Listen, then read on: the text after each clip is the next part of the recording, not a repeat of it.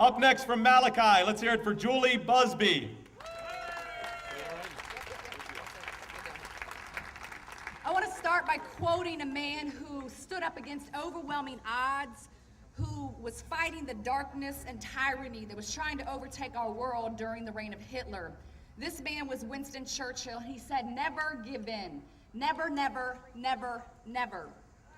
And because of people like him, who made up their minds that quitting and defeat were never going to be options, we stand here free today as a nation.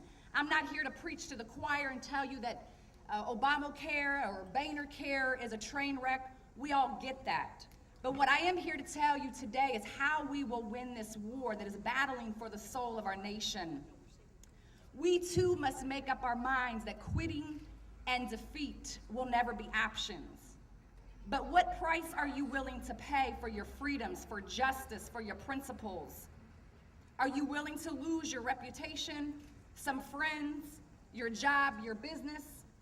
Martin Luther King, one of the greatest civil rights leaders, was willing to give up his life for his principles. Am I suggesting we have to give up our life? I pray we never come to that point in this nation.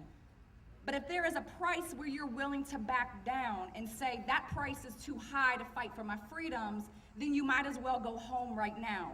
Never get in a fight you don't plan on finishing. The only thing you need to do to defeat your enemy is to hold on longer than he can. And if the enemy knows all he has to do is threaten you with this or threaten you with that, and you're going to quit, that's exactly what they'll come after.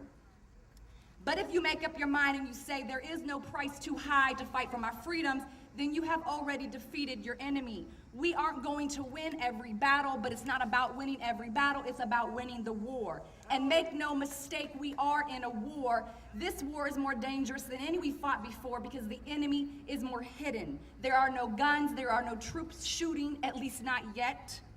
But the enemy is attempting to take away every freedom we have by infiltrating the major spheres of influence, our government, our media, entertainment, and our education.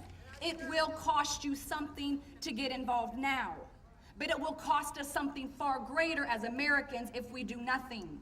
For those who might try to twist our words and say we're advocating violence, quite the contrary. What I'm suggesting is we use the methods of the civil rights leaders before us, who stared in the face of their enemy and said, we will not retaliate in violence, but we will stand in strength and resolve, and we will refuse to ever back down. Today, I'm asking you to do 4 things. Make up your mind quitting and defeat will never be options. 2, pray daily and diligently for our leaders. That includes those we disagree with and do not like, Obama, Boehner, and others. We are called to pray for our leaders. Pray God's spirit of truth and justice invades their hearts. 3, reject the seducing voices that would try to incite racial violence, racial division, class warfare, and divide us among other insignificant differences. Do the opposite. Pray for racial reconciliation. Make a conscious effort to reach out to those who are different than you. Bridge the gap. We must stand on a united front. 4, use your gifts and talents in the major spheres of influence. Again, that is media and entertainment, government and education. And most importantly, strengthen the family by building godly, strong men to be fathers of their families and their communities.